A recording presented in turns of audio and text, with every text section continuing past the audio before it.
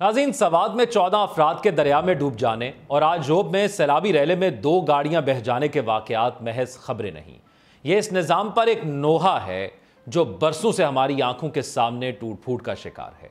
कैसे दरियाए सवात के बीच में फंसे शहरी मदद को पुकारते रहे, बेबसी की तस्वीर बने इन शहरियों की जिंदगी जाने का सब तमाशा देखते रहे, मगर इंतजामिया वक्त पर तो ना पहुंची, हाँ तब पहुंची जब सब कुछ बह गया था।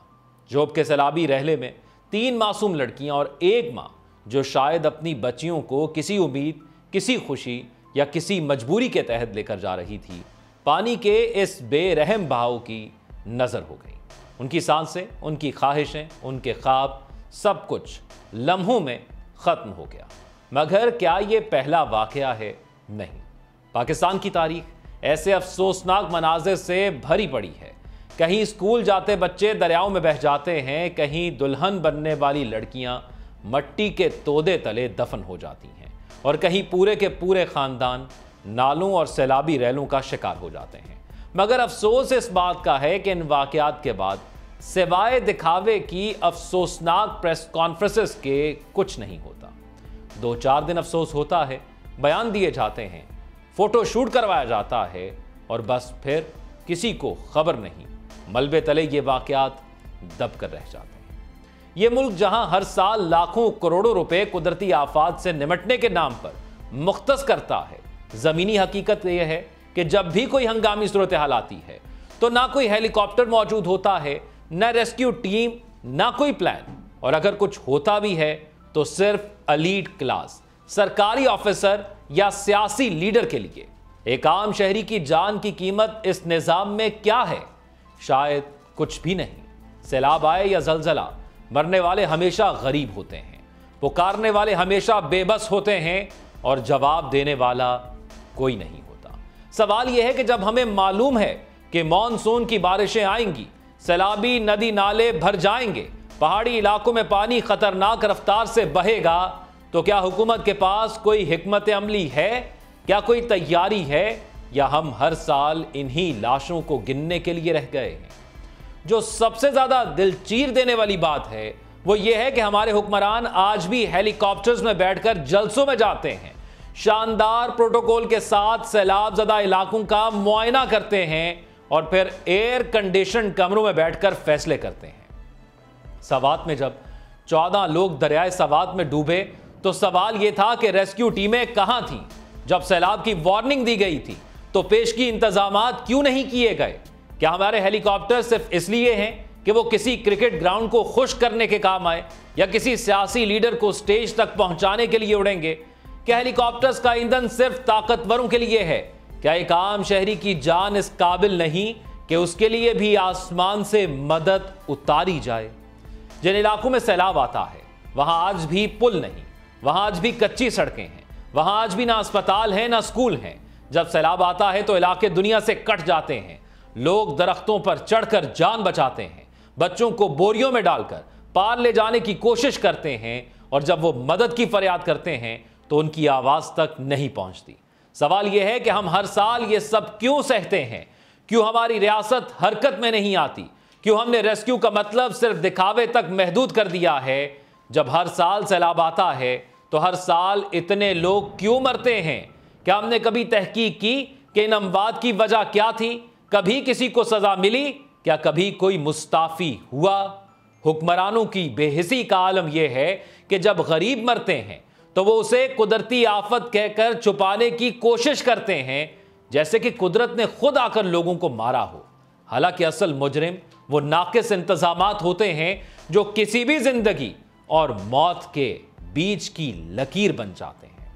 हमारी हुकूमतों ने अब तक सिर्फ अपनी तनख्वाहें बढ़ाने पर काम किया है, सिर्फ वजीरों मुशीरों के लिए मराद बनाई हैं। गरीब आवाम के लिए ना अस्पताल हैं, ना साफ पानी, ना तालीम, ना तहफ़्फ़ुज़। अखबार के एक सफ़े पर यह खबर कि इतने लोग सैलाब की नज़र हो रहे हैं, और उसी सफ़े पर दूसरी जानिब यह खबर भी है कि वज़रा ने अपने दफातर की तज़ीन व आराइश के लिए करोड़ों रुपए मुख्तस करने का कहा है। जब बजट पेश होता है तो आवाम के हिस्से में सिर्फ टैक्स आते हैं, जबकि हुक्मरानों के लिए लग्जरी गाड़ियां, नई इमारतें और बड़े बड़े दफातर। जरा सोचें, جن معصوم بچوں نے سیلابی ریلے میں جان دی، وہ اگر زندہ رہتے تو شاید ڈاکٹر بنتے، استاد بنتے، یا کم از کم اپنی ماں کا سہارا بنتے، مگر ان کے خواب سیلاب کے ساتھ بہہ گئے اور ریاست خاموش تماشائی بنی رہی۔ کیا ان کے والدین کی آہیں آسمان تک نہیں پہنچتی؟ کیا ان کی فریاد اس زمین پر اثر نہیں ڈالتی؟ اگر ہر سال کی طرح اس سال بھی یہ واقعہ کسی فائل میں بند کر دیا گیا تو ہم سب مجرم ہیں۔ صرف وہ آفیسر نہیں جو موقع پر موجود نہیں تھا، صرف وہ وزیر نہیں جو غیر ملکی دورے پر تھا، بلکہ ہم سب جو ان مظلوموں کی آواز بننے کے بجائے خاموش رہے۔ ہم سب شریک جرم ہیں۔ کب تک ہم صرف افسوس کا اظہار کرتے رہیں گے؟ کب تک ہم ہر حادثے کے بعد 2 دن کا دکھ اور پھر خاموشی کی زندگی گزاریں گے؟ کب ہم ان بچوں، ان ماؤں کے لیے آواز اٹھائیں گے جو ریاست کی بے حسی کا شکار ہو گئے؟ کب ہم اس نظام کو بدلنے کا سوچیں گے؟ کب ہم اس مطالبے کو سڑکوں تک لے جائیں گے کہ عوام کے پیسوں پر عیاشی کرنے والے حکمرانوں کو اب حساب دینا ہوگا؟ کب ہم یہ سوال پوچھیں گے کہ ریسکیو کے لیے مختص فنڈ کہاں گئے؟ کب ہم یہ پوچھیں گے کہ ہر سال سیلاب کے بعد اربوں روپے کہاں خرچ ہوتے ہیں اور کیا ان سے کوئی بہتری آتی ہے؟ یہ وقت ہے ہم اپنے ضمیر کو جھنجھوڑیں۔ یہ وقت ہے ہم صرف افسوس نہ کریں بلکہ آواز بنیں، ان بچیوں کی، ان ماؤں کی، ان لاچاروں کی جو ہر سال سیلاب میں بہہ جاتے ہیں۔ ہمیں وہ نظام نہیں چاہیے جو صرف اشرافیہ کے لیے ہو۔ ہمیں وہ ریاست نہیں چاہیے جس میں ہیلی کاپٹر یا تمام سہولیات صرف طاقتوروں کے لیے ہوں اور ایمبولینس عام شہری تک نہ پہنچے۔ ہمیں وہ پاکستان چاہیے جہاں ہر جان کی قیمت ہو، جہاں ہر شہری کو تحفظ حاصل ہو، جہاں ہر بچی محفوظ ہو، جہاں ہر ماں اپنے بچوں کو زندگی کے خواب دکھا سکے، نہ کہ موت کی وادیوں سے گزارے۔ یہ المناک حادثے ایک چیخ ہیں، ایک پکار ہیں، ایک التجا ہیں۔ یہ ہمیں یاد دلاتے ہیں کہ ہم بے حس ہو چکے ہیں۔ ہم نے نظام کی نااہلی کو قبول کر لیا ہے، مگر اب کیا ہمارے صبر کا پیمانہ لبریز ہو گیا ہے؟ کیا اب ہمیں جاگنا ہوگا، سوال اٹھانا ہوگا اور تبدیلی کے لیے قدم بڑھانا ہوگا؟ اگر ہم آج خاموش رہے تو کل پھر کسی اور علاقے سے ایسی ہی خبر آئے گی اور کسی دن شاید ہم بھی یہی خبر بن کے کسی اور علاقے میں پڑھنے والوں کے لیے یا ان کے سننے والوں کے لیے ٹی وی یا اخبار کی شہ سرخی بن جائیں گے کہ فلاں شہر کی فیملی سیر کے لیے گئی تھی اور وہ ایک المناک حادثے کا شکار بن گئی۔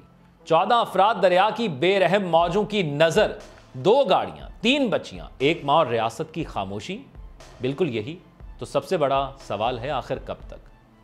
آخر کب تک ہم قدرتی آفات کے نام پر اپنوں کی لاشیں اٹھاتے رہیں گے؟ آخر کب تک ہمارے بچے، ہماری مائیں، ہمارے باپ، ہماری بہنیں اس نظام کی نااہلی کا شکار بنتے رہیں گے؟ یہ ہر سال واقعات ہوتے ہیں۔ ان واقعات کی تعداد میں کمی نہیں آ رہی، ان میں اضافہ ہو رہا ہے۔ ہر سال پچھلے سال سے بڑا واقعہ ہوتا ہے، یا ہر سال ایک واقعہ ہوتا ہے اور اگلے سال پھر وہ رپیٹ ہوتا ہے۔ تو اقدامات کیوں نہیں بلند ہو رہے؟ حادثات تو اوپر آ رہے ہیں، اقدامات کیوں نہیں ہو رہے؟ اور ان اقدامات نہ ہونے کی بنیادی وجہ ہمارا سیٹ کلچر ہے۔ یہ جو سرکاری افسران ہیں نا، یہ اس لیے چنے جاتے ہیں، یہ سرکار اس لیے بنائی جاتی ہے کہ ہم عوام کی خدمت کر سکیں، اور ان کو جو تنخواہ ملتی ہے وہ میرے اور آپ کے ٹیکس کے پیسوں سے ملتی ہے۔ لیکن آپ ذرا رویے کا فرق دیکھیے گا کہ یہ ہمارے ساتھ وہ برتاؤ کرتے ہیں جیسے ہم ان کی رعایا اور یہ ہمارے آقا یا ہم پر بادشاہ ہوں۔ اور یہ صرف کسی ایک محکمے کا یا کسی ایک جگہ کا معاملہ نہیں ہے، یہ ہر جگہ کا معاملہ ہے۔ اور اسی ایک ایٹیٹیوڈ نے بطور قوم ہمیں ترقی سے بہت پیچھے رکھا۔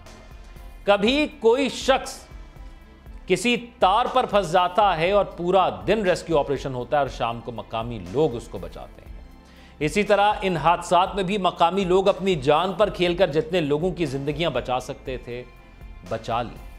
آخر یہ جو تجاوزات ہوتی ہیں، جو ان مقامات پر جو ہائی الرٹ پہ ہوتے ہیں، وہاں پر جو ریسٹورنٹس کھولتے ہیں جو تجاوزات میں آتے ہیں، یہ تو ایک بڑی عمارت ہوتی ہے، یہ تو آنکھوں کے سامنے ایک ٹھوس چیز ہوتی ہے۔